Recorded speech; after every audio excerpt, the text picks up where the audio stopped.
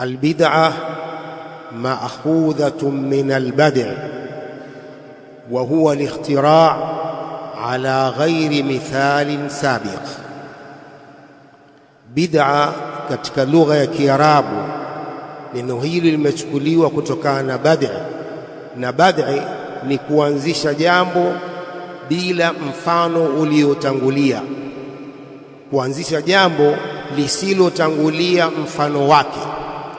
Wa minhu qawluhu ta'ala badi'u samawati wal ardh wa idha qada amra fa innama yaqulu lahu kun fayakun. Allah subhanahu wa ta'ala ndiye mwenye kuumba mbingu na ardhi kabla hazijaumbwa na yoyote. Badi'u samawati wal ardh ay khaliquhuma min ghairi mithalin sabiq. Wa minhu qawluhu ta'ala qul ma kuntu bid'an min ar-rusul wama adri ma yuf'alu bi wala bikum in attabi'u illa ma yuha ilay wama ana illa nadhirun mubin. Waambie, sikuwa mimi ni wa mwanzo niliyoleta da'wa hii ya tauhid na kukataza shirki. Ay ma kuntu awwala man jaa birrisala, mimi sio wa mwanzo niliyoleta ujumbe huu wa Allah kuwafikia watu, bali walinitangulia mitume wengine. هذه بدعة في اللغة. البدعة مأخوذة من البدع وهو الاختراع على غير مثال سابق.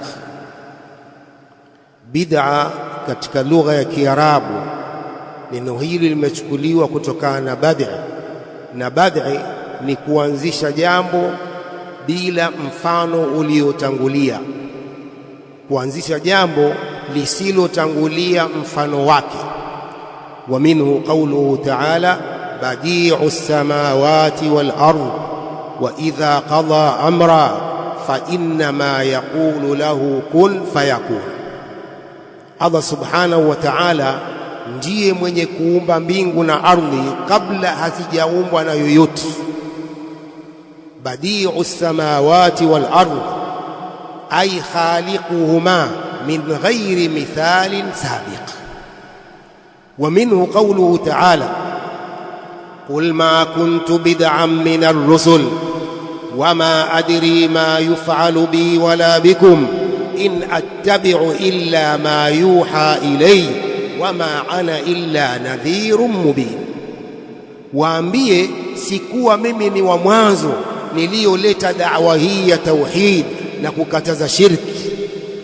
Ay ma kuntu awwala man jaa birrisala, mimi sio wa mwanzo niliyoleta ujumbe huu wa Allah kuwafikia watu, bali walinitangulia mitume wengine.